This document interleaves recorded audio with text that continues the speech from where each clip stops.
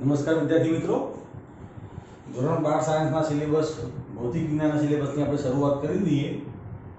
Chapter number 1 એનું નામ છે વિદ્યુતભાર અને વિદ્યુત ક્ષેત્ર.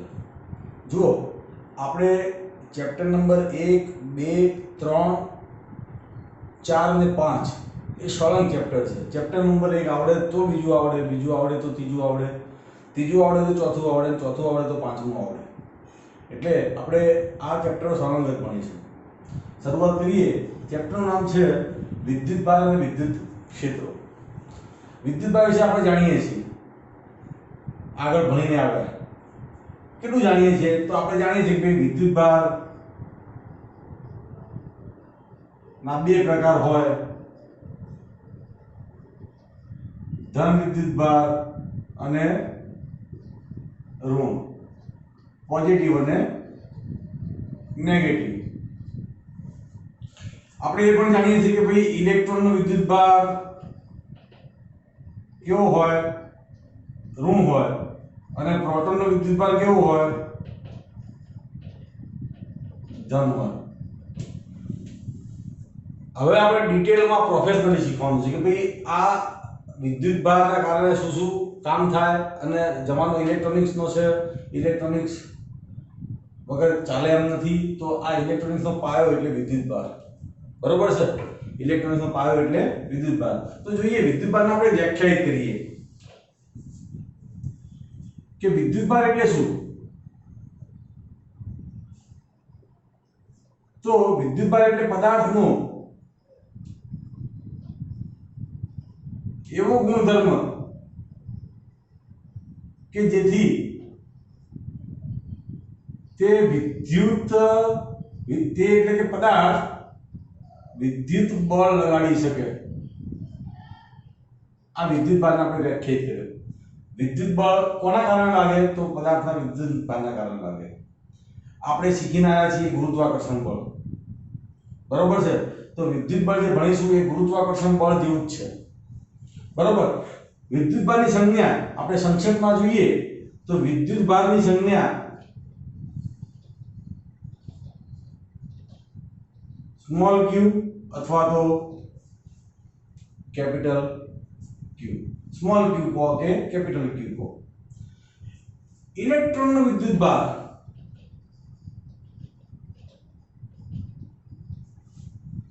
ને ઇલેક્ટ્રોનના વિદ્યુતભારને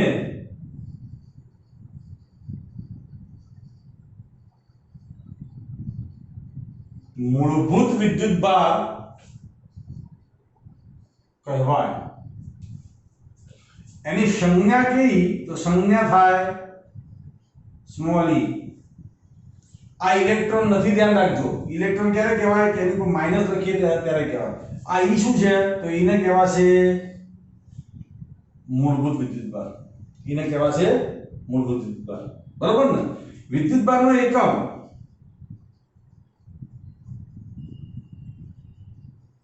તો વિદ્યુતભારનો એકમ ના આપણે કહીશું કુલમ.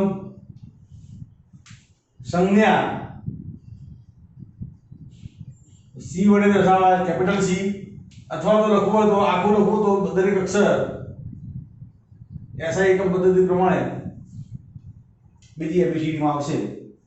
મોટા ભાગે આપણે આ સંજ્ઞાનો ઉપયોગ કરીએ છીએ. બરોબર છે? હવે જુઓ,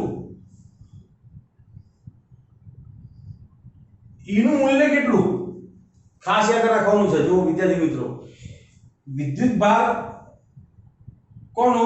ઇલેક્ટ્રોનનો, જેને આપણે શું કહીશું? મૂળભૂત વિદ્યુતભાર. એનું મૂલ્ય કેટલું? તો એનું મૂલ્ય આવશે 1.6 10 - 19 કુલમ. 1.6 10 - 19 કુલમ. આ યાદ રાખી દેવાનું. જ્યાં જ્યાં ઈ હોય ત્યાં આપણે આ મૂલ્ય મૂકી દેવાનું. હવે 1 કુલમ વિદ્યુતભારમાં 1 કુલમ વિદ્યુતભારમાં કેટલા વિદ્યુતભાર હોય? તો 1 કુલમ વિદ્યુતભારમાં કેટલા વિદ્યુતભાર હોય? તો સિમ્પલ છે કે આ જે મૂલ્ય છે ને અહીંયા E બરાબર આવશે 1.6 10 ની -19 ઘાત કુલમ. અહીંયા આપણે 1 વડે ગુણી દઈએ તો 1 કુલમનો આપણે સૂત્ર કરતા બનાવી દઈએ તો 1 કુલમ બરાબર આવશે તો આ પદ ક્યાં જશે છેદમાં જશે તો E અને છેદમાં આવશે 1.6 10 ની -19.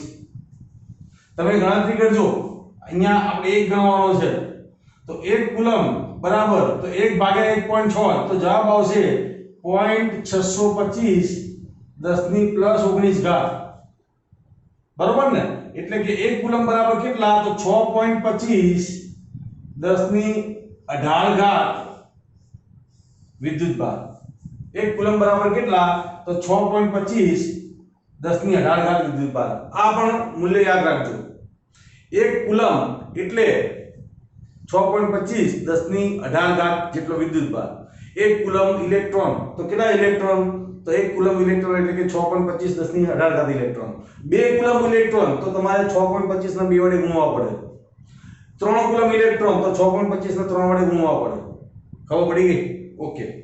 હવે જુઓ જેમ ઇલેક્ટ્રોનનો વિદ્યુતભાર E કહીએ છીએ એ રીતે તમે જાણો છો કે પ્રોટોનનો પણ વિદ્યુતભાર હોય. તમે એ તો જાણો છો કે ભાઈ ઇલેક્ટ્રોનનો વિદ્યુતભાર ઋણ અને પ્રોટોનનો વિદ્યુતભાર ધન. તો ઇલેક્ટ્રોનનો વિદ્યુતભાર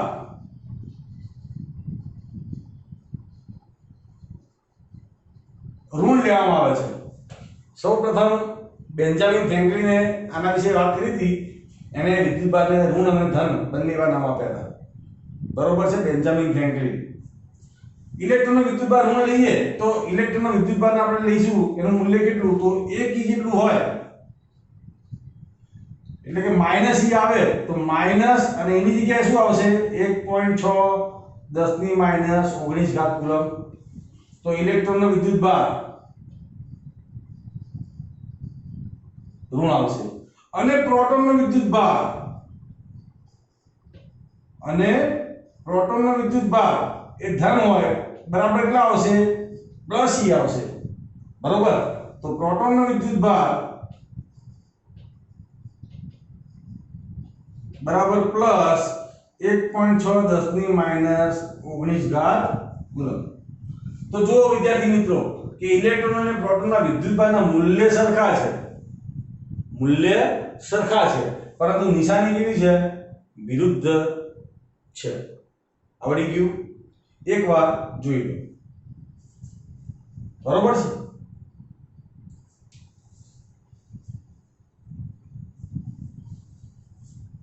ચલો હવે જોઈએ આગળ.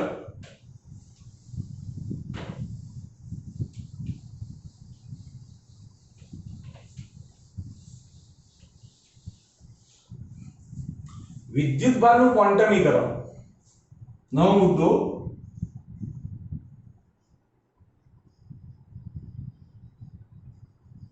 વિદ્યુતભારનું ક્વોન્ટમીકરણ. ક્વોન્ટમ શબ્દ છે ક્વોન્ટા. ક્વોન્ટાને કહેવાય કણ. આ રોમન શબ્દ છે. કણને રોમન શબ્દમાં કહેવાય ક્વોન્ટા. બરોબર ને? તો ક્વોન્ટમીકરણ એટલે કે કણ સ્વરૂપે આપણે ધારીએ વિદ્યુતભારને તો મુક્ત અવસ્થામાં મળી આવતો કોઈ પણ વિદ્યુતભાર મુક્ત અવસ્થામાં મળી આવતો કોઈ પણ વિદ્યુતભાર એ મૂળભૂત વિદ્યુતભારના મૂળભૂત વિદ્યુતભાર તમે જાણો છો. મૂળભૂત વિદ્યુતભારના આપણે શું કહેવાય E કહેવાય. મૂળભૂત વિદ્યુતભારના પૂર્ણાંક ગુણાંકમાં હોય.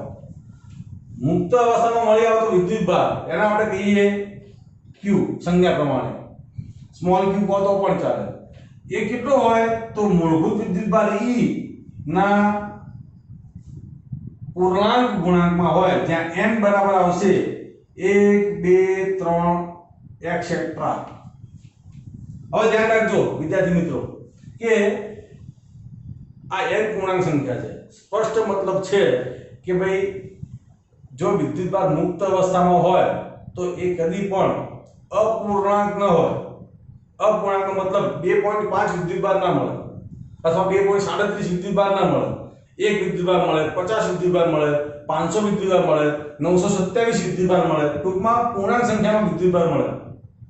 અપૂર્ણાંક સંખ્યામાં વિદ્યુતભાર મુક્ત અવસ્થામાં ન મળે. બરોબર ને? ઓકે. હવે આ વિદ્યુતભારનું ક્વોન્ટમીકરણ આપણે જોયું. હવે ખાસ ધ્યાન રાખજો કે પ્રોટોન જે તમે જાણો છો ન્યુક્લિયસમાં રહેલો ધન કણ જેનો વિદ્યુતભાર +E જેટલો હોય અને ન્યુક્લિયસમાં રહેલો ન્યુટ્રોન કે જે વિદ્યુતભાર વિહીન હોય. તો પ્રોટોન અને ન્યુટ્રોન નું બંધારણ એટલે કે પ્રોટોન અને ન્યુટ્રોન એ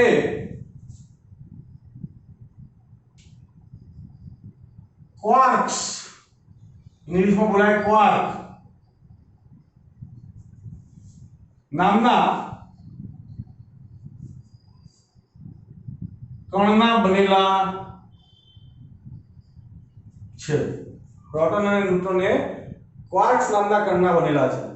બરોબર? ક્વાર્ક્સના બે પ્રકાર,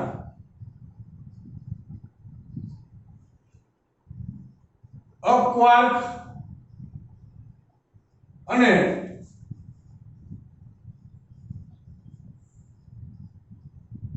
ડાઉન ક્વાર્ક.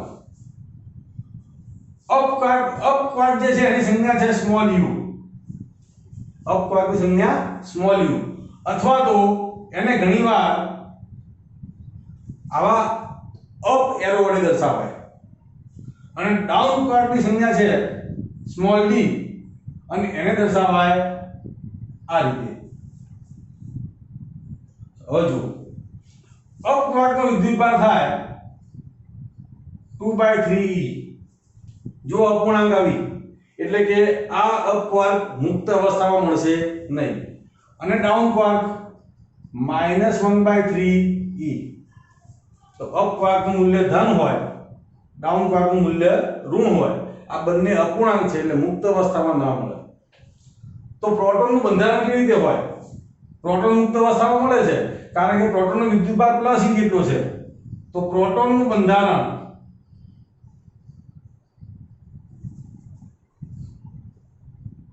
પ્રોટોન એ અપ ડાઉન ક્વાર્કનો બનેલો હોય.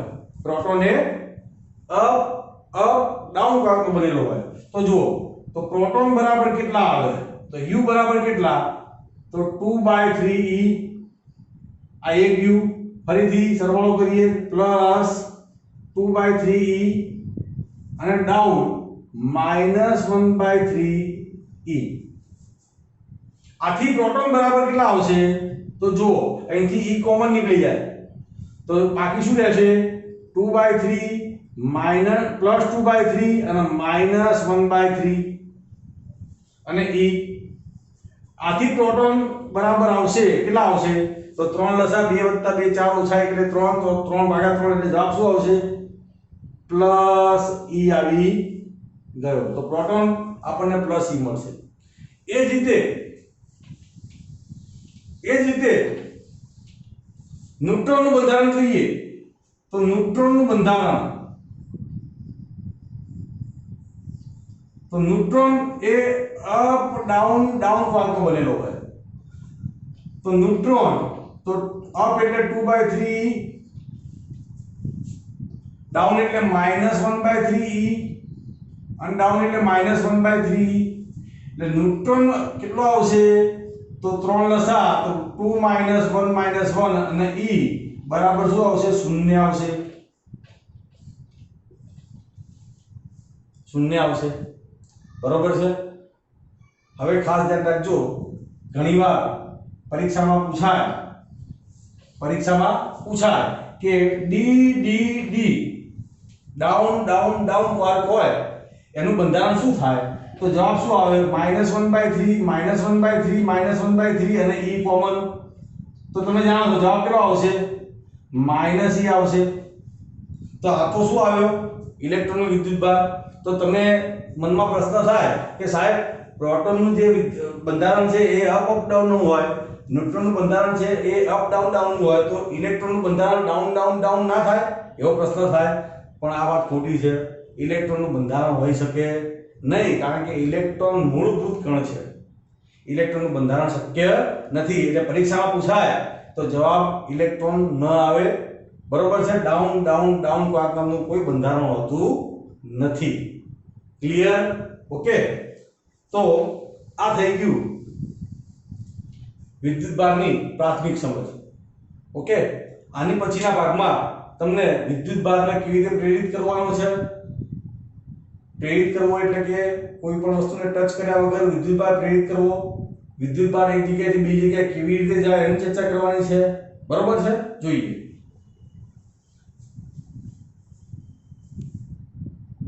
કે ઇલેક્ટ્રોન અને પ્રોટોન એ બંને અનુક્રમે ઋણ અને ધન વિદ્યુતભાર ધરાવે છે. બરોબર છે?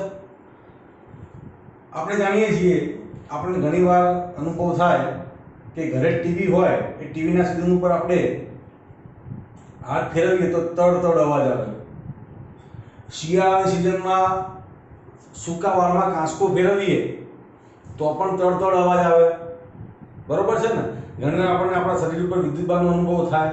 તો આ જે બધા વિદ્યુતભારો છે એ શું છે એનું આપણે ચર્ચા કરીએ. આ વિદ્યુતભારોને આપણે સ્થિત વિદ્યુતભારો કહીશું. સ્થિત એટલે કે સ્થિર વિદ્યુતભારો. અને ખાસ યાદ રાખજો કે ઇલેક્ટ્રોન એ કક્ષાની બહાર ઘૂમતો હોય એટલે એ સહેલાઈથી બહાર નીકળી શકે. પ્રોટોન કાયમ માટે યાદ રાખજો કે પ્રોટોન એ ન્યુક્લિયસની અંદર હોય એટલે પ્રોટોન કદી પણ બહાર નીકળી શકે નહીં. એટલે કે જ્યારે વિદ્યુતભારની કોઈ પણ ગતિની વાત આવતી હોય ત્યારે એ ગતિ ફક્ત ને ફક્ત ઇલેક્ટ્રોનના કારણે જ થાય. પ્રોટોનના કારણે વિદ્યુતભારની ગતિ આપણને મળતી નથી. બરોબર છે? ધ્યાન રાખજો. હવે કે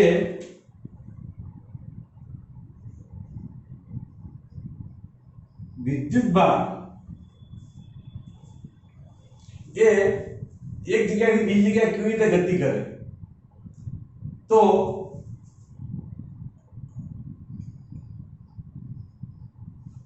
એ ઇલેક્ટ્રોનના સ્વરૂપમાં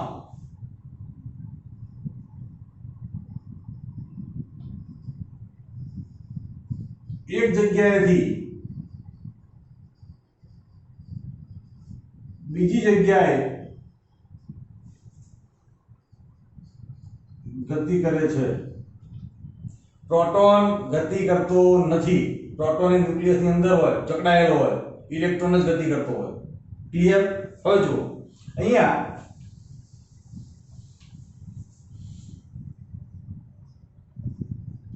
રેશમના કપડાને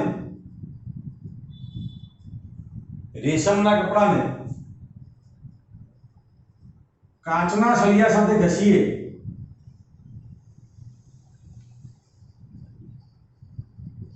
તો કાચના સળિયા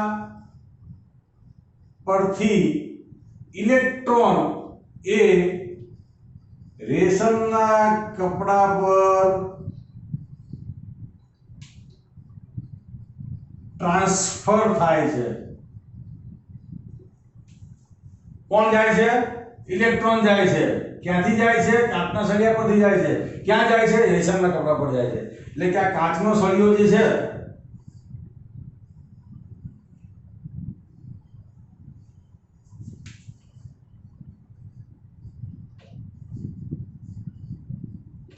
એ કાચના સળિયા પરથી ઇલેક્ટ્રોન ક્યાં જશે?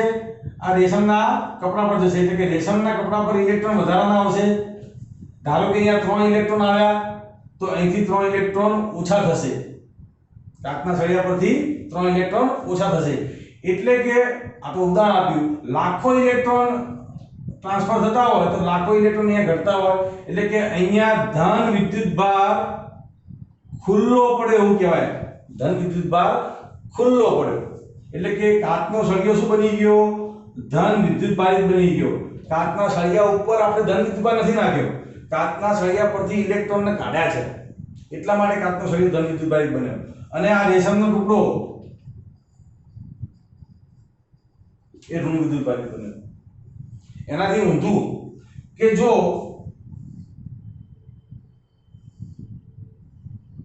આ પ્લાસ્ટિકનો સળિયો હોય, પ્લાસ્ટિકના સળિયાને, બરોબર ને, પ્લાસ્ટિકના સળિયાને રેશમના કાપડ જોડે ઘસવામાં આવે તો રેશમના કાપડ પરથી ઇલેક્ટ્રોન પ્લાસ્ટિક ઉપર આવશે, બરોબર છે ને. તો રેશમના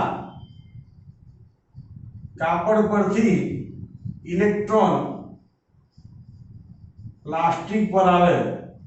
શિયાળાની સિઝનમાં ખાસ અનુભવ હશે કે સૂકાવાળ હોય તો સૂકાવાળમાં આપણે કાંસકો ફેરવીએ, બરોબર છે ને, થોડી વાર સૂકાવાળમાં, તો સૂકાવાળમાં કાંસકો ફેરવીએ પછી એ કાંસકાને કપડા સાથે લાવીએ તો કપડું એની જોડે આકર્ષાય અથવા તો આપણા માથાના વાળ પણ ત્યાં આકર્ષાય. તો એ શું થાય છે, આપણા માથાના વાળ પરથી ઇલેક્ટ્રોન પ્લાસ્ટિકના સળિયા પર જાય છે અથવા કાંસકા ઉપર જાય છે એટલે કે કાંસકો ઋણ વિદ્યુતભારિત બની ગયો. તો એટલા ઇલેક્ટ્રોન માથાના વાળ પરથી ઘટ્યા એટલે માથાના વાળ ધન વિદ્યુતભારિત બનશે. આની જેમ ઇલેક્ટ્રોન ટ્રાન્સફર થવાથી તો માથાના વાળ ધન વિદ્યુતભારિત બનશે, પ્લાસ્ટિકનો કાંસકો ઋણ વિદ્યુતભારિત બનશે. ત્યારબાદ જો પ્લાસ્ટિકના કાંસકાને માથાના વાળ સુધી લાવીએ તો પછી આકર્ષાય. પ્રયોગ કરવો હોય કરી જોઈશું, બરોબર છે. તો પ્લાસ્ટિકના સળિયા પર કોણ આવે, ઇલેક્ટ્રોન, એટલે કે આ રેશમનું કપડું છે તો રેશમના કપડા પરથી ઇલેક્ટ્રોન એ પ્લાસ્ટિક પર આવશે એટલે કે રેશમનો ટુકડો ધન વિદ્યુતભારિત બનશે. ધન વિદ્યુતભારિત બનશે નો મતલબ ત્યાં ધન વિદ્યુતભાર નથી ગયો, ત્યાંથી ઇલેક્ટ્રોન ટ્રાન્સફર થયા છે એટલે અહીંયા જેટલા ઇલેક્ટ્રોન જાય એટલો અહીંયા ધન વિદ્યુતભાર ખુલ્લો પડે, બરોબર છે ને.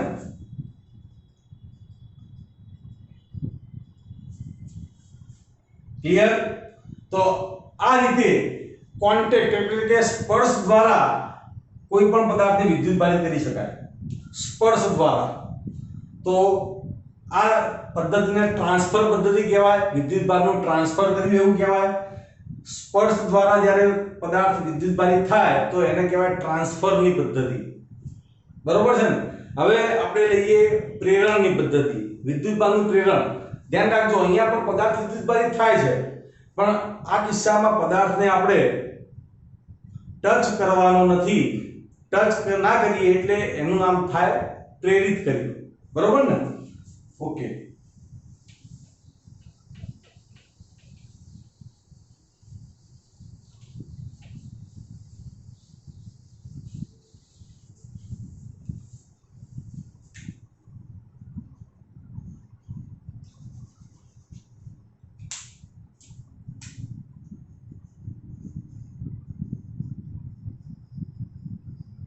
વિદ્યુતભારનું પ્રેરણ, વિદ્યુતભારનું પ્રેરણ.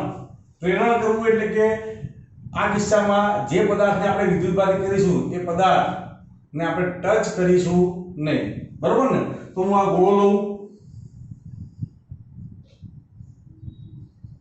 અને ગોળાને સ્ટેન્ડ ઉપર મૂકી દઉં.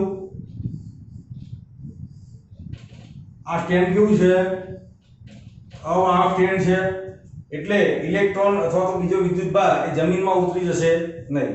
હવે આ ગોળો જે છે એ ધાતુનો ગોળો છે. આ ધાતુના ગોળા ઉપર ઇલેક્ટ્રોન હશે.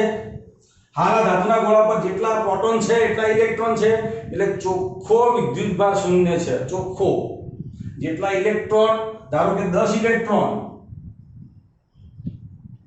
તો 10 પ્રોટોન હોય એટલે ચોખ્ખો વિદ્યુતભાર આના ધન, આ ઋણ અને આ ધન, ધન અને ઋણ એકબીજાની અસર નાબૂદ કરે તો હાલ ચોખ્ખો વિદ્યુતભાર કેવો છે, શૂન્ય છે. હાલ Q બરાબર કેવા છે, ચોખ્ખો વિદ્યુતભાર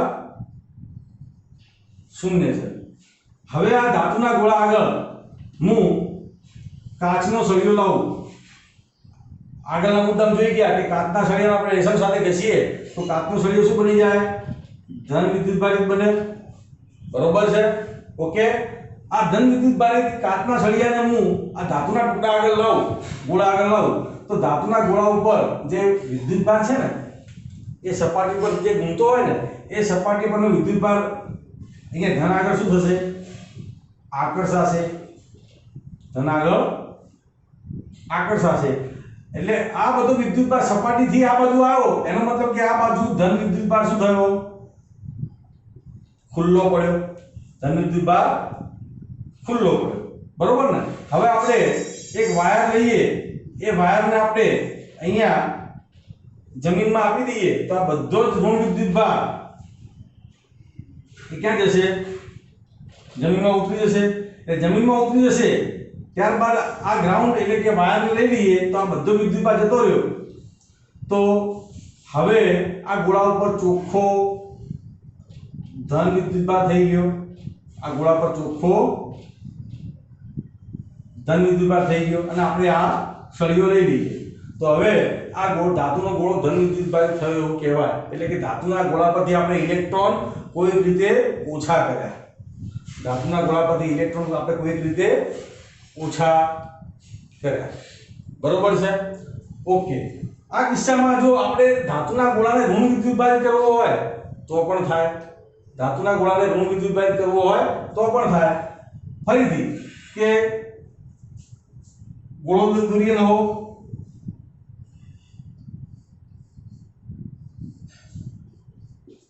બરોબર, અને ફરીથી આ કાચનો સળિયો, કાચનો સળિયો, અને આગળ જોઈએ પ્રમાણે અહીંથી ઇલેક્ટ્રોન આ બાજુ આકર્ષાશે, આ બાજુ ધન વિદ્યુત ભાર ખુલ્લો પડશે. હવે જો તમે ખાસ ધ્યાન રાખજો શું થાય છે, કાયમ માટે મેં તમને આગળ પણ કીધું એ પ્રમાણે કે ગતિ કોણ કરશે? તો ગતિ હંમેશા ઇલેક્ટ્રોન જ કરશે, પ્રોટોન ગતિ કરે નહીં. આ ધ્યાન રાખજો. બરોબર? તો આ બાજુ આપણે વાયર મૂકી દઈએ ગ્રાઉન્ડ, તો જમીનમાંથી ઇલેક્ટ્રોન ક્યાં આવશે? આને આટલા ધન વિદ્યુત ભારને નોર્મલાઇઝ કરવા માટે જમીનમાંથી ઇલેક્ટ્રોન ક્યાં આવશે? ઉપર આવશે. એટલે કે હવે અહીંયા ઇલેક્ટ્રોન જમીનમાંથી આવશે, કાચના સળિયાને લઈ લઈએ આપણે. બરોબર? તો હવે કાચનો આ ગોળો જે છે એ બની ગયો ઋણ વિદ્યુત ભારિત. ટૂંકમાં ધાતુના ગોળાને તમે ધન વિદ્યુત ભારિત પણ કરી શકો અને ધાતુના ગોળાને ઋણ વિદ્યુત ભારિત પણ કરી શકો. આ બંને કિસ્સામાં આપણે ધાતુના ગોળાને કોઈ જગ્યાએ સ્પર્શ કર્યો નથી, આથી આને વિદ્યુત ભારનું પ્રેરણ કહેવાય. ઓકે, જોઈ લો એકવાર. Thank you.